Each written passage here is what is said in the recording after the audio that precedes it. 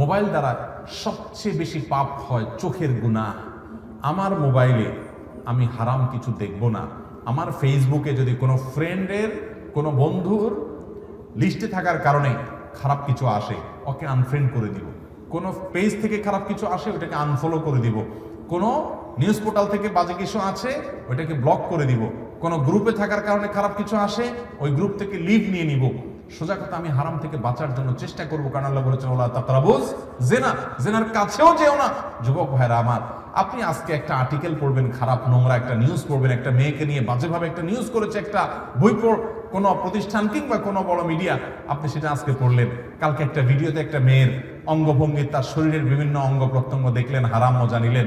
আপনি পরশু আরেকটা হয়তো ভিডিও ক্লিপ দেখলেন, অশ্লীল কিছু দেখলেন, আপনার মনটা অস্থির হবে। আপনি চোখের জেনা থেকে মনের জেনায় চলে যাবেন, আপনি অনেক জেনায় চলে যাবেন। আপনার বৈবাহিক জীবন ধ্বংস হবে, ঈমান আমল ধ্বংস হবে, আপনি ইবাদতের স্বাদ থেকে বঞ্চিত হয়ে যাবেন। এই জন্য স্মার্টফোন ব্যবহার যারা করবেন, এই গুনাহ থেকে বেঁচে স্মার্টফোন ব্যবহার করা মানুষ এখন সোনার হরিণ হয়ে গেছে। ঠিক না ভাই? ঠিক। আমরা যতগুলো পয়েন্ট বলছি, মধ্যে সবচেয়ে গুরুত্বপূর্ণ হলো এই পয়েন্টটা। বিধায় মোবাইল ফোনে হারাম কোনো কিছু দেখার ব্যাপারে আমাদের সবচেয়ে বেশি সতর্ক থাকতে হবে, সেটা দেখা থেকে সাবধান, আপনার বিরত থাকতে হবে। আল্লাহ তাআলা আমাদেরকে তৌফিক দান করুন। অনেক যুবকরা আমাদের কাছে প্রশ্ন লেখেন, ভাই আমরা মাস্টারবেশনে আক্রান্ত, হস্তমৈথুনে অভ্যস্ত হয়ে গেছি, বাঁচতে পারি না। এর প্রধান কারণ হলো এই মোবাইল ফোন।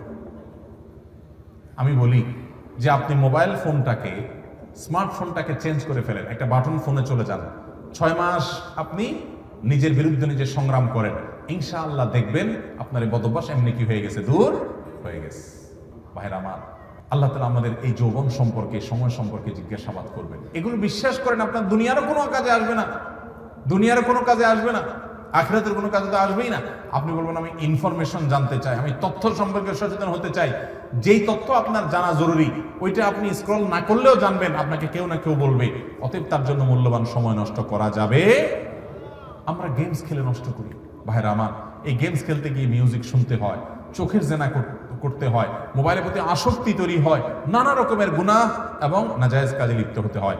এই জন্য মোবাইল ব্যবহারে অতিরিক্ত সময় ব্যয় করা, ইউটিউবে, ফেসবুকে, গেমসে ঘন্টাকে ঘন্টা ব্যয় করা, এটা মোবাইল ব্যবহারের আদবের শিষ্টাচারের খেলাফ এবং গুনাহের কথা। এটা করা যাবে না, নিয়ন্ত্রণ করতে হবে। বেশিরভাগ লোকই মোবাইল ব্যবহার করতে গেলে নিজের টাইমে নিয়ন্ত্রণ করতে পারে না। আল্লাহ তাআলা আমাদেরকে নিয়ন্ত্রণ করার তৌফিক দান করুন। একজন মুসলমান মোবাইল ফোন ব্যবহার করবেন, কিনবেন, কেন? তার উদ্দেশ্য কি হবে? যদি তার উদ্দেশ্য হয় এর মাধ্যমে ডাটা সংগ্রহ করা, বিভিন্ন তথ্য আদান প্রদান করা, যোগাযোগের সুবিধা হওয়া, এই জাতীয় উদ্দেশ্যগুলো আছে, বৈধ উদ্দেশ্য আছে, তাহলে এই উদ্দেশ্যে যদি কেউ মোবাইল ফোন কিনে, সেটা বাটন ফোন হোক, স্মার্টফোন হোক, সেটা কেনা জায়েজ।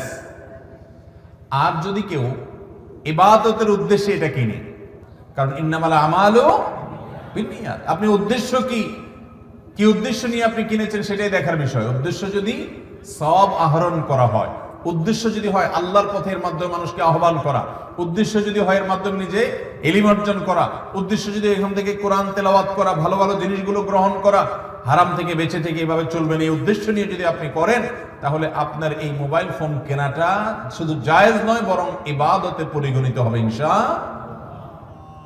আর যদি উদ্দেশ্য হয় বাকাওয়াতি করা, অহংকার করা, যে আমার কাছে এই সেট আছে, আমার কাছে অমুক সেট আছে, এটা অন্য কারোর কাছে নাই, এইরকম অহংকার যদি উদ্দেশ্য থাকে, অহংকার করা যদি উদ্দেশ্য থাকে, যেমন অনেক যুবক ভাইদেরকে দেখবেন এমন ডিভাইস, এমন মোবাইল ফোন কিনছেন উনি, যে এটা হয়তো আশেপাশে কারোর কাছে নাই, মাত্র বের হয়েছে, তো এটা কেনার জন্য সে পাগল পড়া থাকে। অনেক প্রবাসী ভাই আছেন, দেশে আসার সময় এমন সেট কেনার চেষ্টা করেন যে এটা এলাকাতে আর কেউ নাই। উদ্দেশ্য যদি এরকম থাকে যে এটা নিয়ে যখন যাব সবাই বলবে দেখি দেখি, আরে এই সেট তো আগে দেখি নাই, ও তাই নাকি নতুন আসছে, তাহলে নিজের একটা ভাবসাব জাহির হবে, নিজেরকে একটু কিছু কি হনুরে মনে হবে। এরকম অন্য সবার থেকে নিজেকে পৃথক করার জন্য, আলাদা করার জন্য, বিশেষ ব্যক্তি এটা প্রমাণ করবার জন্য, অহংকার করার জন্য, দেখাবার জন্য যদি হয়, তাহলে সেই মোবাইল ফোন কিনলে গুনাহ হবে, নাজায়েজ হবে, এবং এটার কারণে সে আল্লাহর কাছে জবাবদিহিতার মুখোমুখি হতে পারে। কারণ অহংকার করা, গর্ব করা, অন্যদের কাছ থেকে নিজেকে আলাদা করে বিশেষ প্রমাণ করার চেষ্টা করা, এটা মুসলমানের স্বভাব হতে পারে। ভাইরা আমার, তাইলে মোবাইল ফোনের এটার কেনার সময় উদ্দেশ্যের উপরে ভিত্তি করে 3 ধরনের বিধান চলে আসলো। কখনো এটি কিনা জায়েজ, যখন আপনি বৈধ কাজ করার জন্য ব্যবসা বাণিজ্য, চাকরি বাকরি, পারিবারিক আলাপ সালাপ এগুলো করবেন, যোগাযোগ করবেন, ডাটা আদান প্রদান করবেন, আপনার নিছক জায়েজ এবং বৈধ উদ্দেশ্য আছে, তাহলে এটা কিনা আপনার জন্য জায়েজ, সওয়াবও নাই গুনাহও নাই।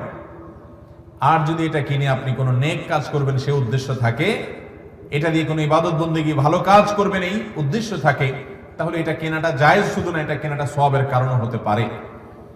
আর এটা কিনে আপনি হারাম কাজ করবেন, এটা দিয়ে হারাম ফিল্ম দেখবেন, হারাম জিনিস দেখবেন, নেটে আজেবাজে বিভিন্ন জিনিস দেখবেন, এবং বিভিন্ন রকমের মেয়েদের ছবি ছেলেরা দেখবেন, মিউজিক সহ গান শুনবেন, বিভিন্ন নায়িকা গায়িকাদেরকে দেখবেন, এবং বিভিন্ন অপকর্ম করা যায় সেগুলো করবেন।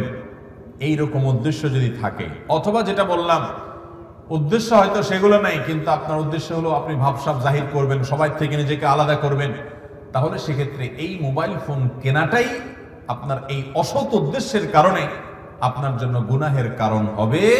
আল্লাহ আমাদেরকে বেঁচে থাকার তৌফিক দান করুন। লিবাসুস শোহরা, নবী করিম সাল্লাল্লাহু আলাইহি ওয়াসাল্লাম এটি পড়তে নিষেধ করেছেন। লিবাসুস শোহরা কাকে বলা হয়? যে পোশাক মানুষ কেনেই এই উদ্দেশ্যে যে সবার থেকে আমি আলাদা কিছু হয়ে যাব। আমাদের দেশে এক সময় পাখির ড্রেসের কথা খুব বেশি শোনা যেত। ঈদের সময় মেয়েরা বাবা মার কাছে বায়না ধরতো যে আমাকে পাখির ড্রেস কিনে দিতে হবে। পাখির ড্রেস যদি কোনো বাবা মা কিনে দিতে না পারতেন, তাহলে অনেক মেয়ে আত্মহত্যার পথেও চলে গেছে, এমন ঘটনাও পেপার পত্রিকায় আসছে। ঠিক না বেঠিক? পাখির ড্রেসের প্রতি এত টান, এর কারণ কি? এর কারণের ভিতরে একটা কারণ এটাও যে এটা কেউ কেউ পড়ছে, সবার নাই, তো আমার যদি থাকে তো একটা অহংকার হবে যে আমার কাছে এটা আছে পাখি ড্রেস।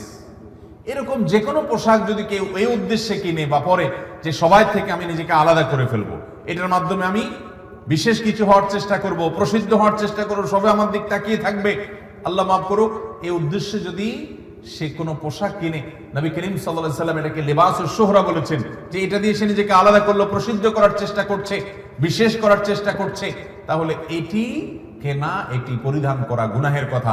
ঠিক একইভাবে মোবাইল ফোনের বিষয়, আল্লাহ তাআলা এই মোবাইল ফোন কেনা এবং ব্যবহার করার ক্ষেত্রে আমাদের উদ্দেশ্যটাকে, নিয়তটাকে খালিস করার তৌফিক দান করুন। আস-সুন্নাহ ফাউন্ডেশন, উম্মার স্বার্থে সুন্নাহর সাথে।